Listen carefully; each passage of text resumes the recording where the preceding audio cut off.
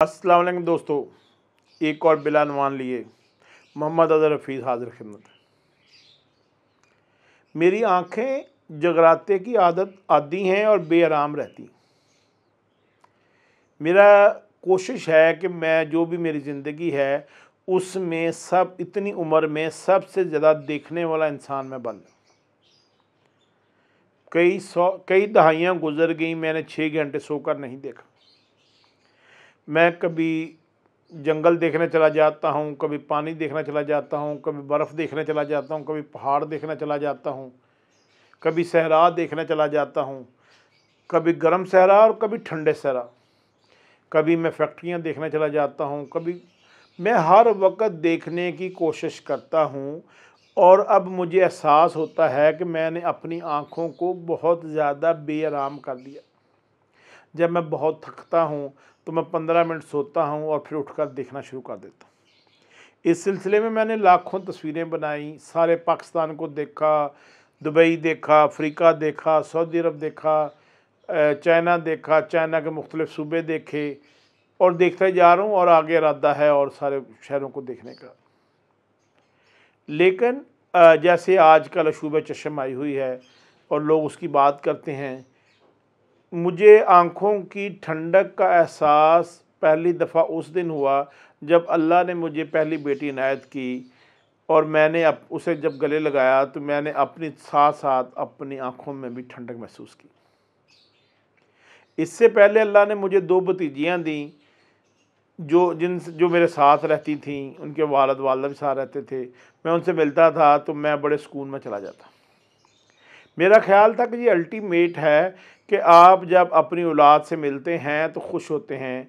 अब 4 मेरी बेटियां थीं, 2 मेरे भांजियां थीं, 2 भतीजियां थीं, फिर इस तरह मेरे 4 भांजियां भांजे थे, फिर इस तरह मेरे भतीजे ससुराल वाली साइड से भी थे। मैं उनसे मिलता था तो मैं बड़ा सुकून महसूस करता। अभी कुछ दिन पहले मेरा नवासा, मेरी भतीजी का बेटा मोहम्मद कमाल आया। उसे गले मिलकर एहसास हुआ कि जब वो नाना कहता है तो नाना का लफ्ज़ जो है वो बहुत मुक़द्दम है बाबा वाले लफ्ज़ से। उसे मैं मिला, वो कोई भी काम करता है तो हम सारों की शक्ल पर मुस्कुराहट आ जाती है। तकरीबन वो 1.5 साल का हो गया है और अब चलता भी है, बात भी करता है, पुकारता भी है और उसे ये भी पता है कि नाना का नाम अज़हर है। तो वो उसकी सारी हरकतें बहुत अच्छी हैं और जो ठंड मुझे उससे मिल के पड़ी वो शायद पहले नहीं पड़ी। फिर मेरे कुछ भांजियों भांजों के बच्चे हैं, ऐमन है, इब्राहीम है और अमल नूर है, वो भी आती हैं तो मेरे ना सीने को ठंड पड़ जाती। मैंने सारी ज़िंदगी आँखों को सुकून देने के लिए मुख्तलिफ़ मनाज़र देखे।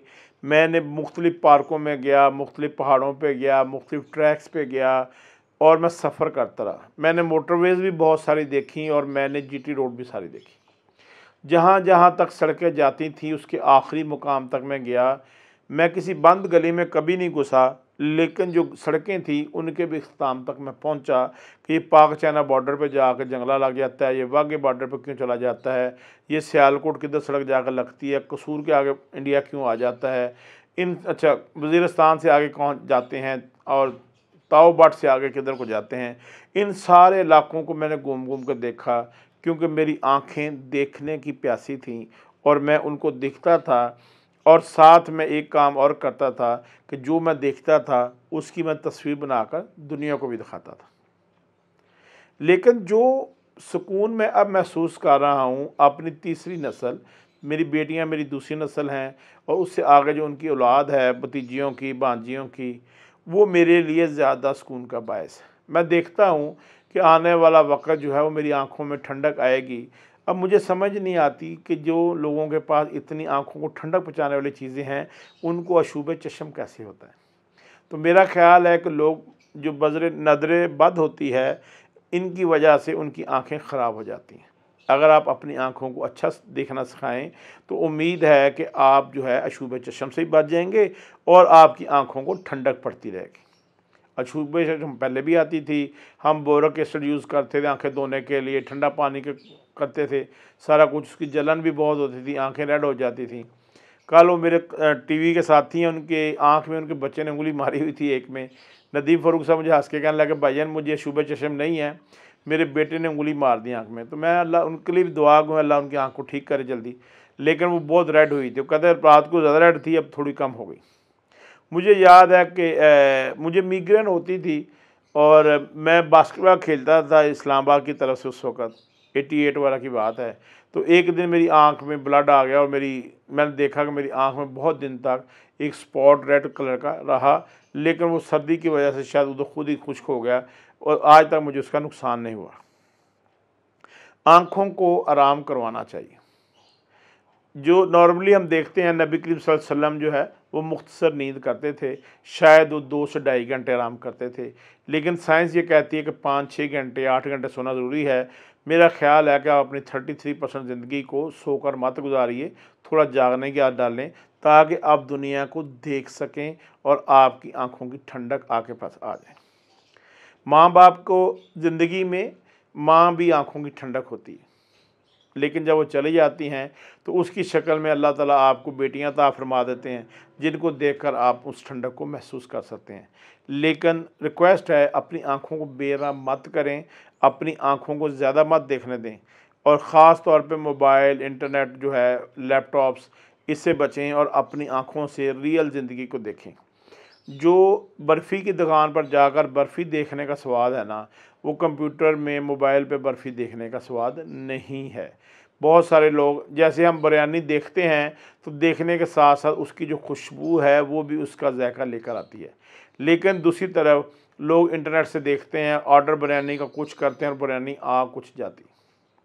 तो ख़्याल करें, अपनी आँखों को अच्छा देखने की आदत डालें, फिर उसको अच्छे को कैप्चर करें और लोगों से शेयर करें कि दुनिया में सब अच्छा है।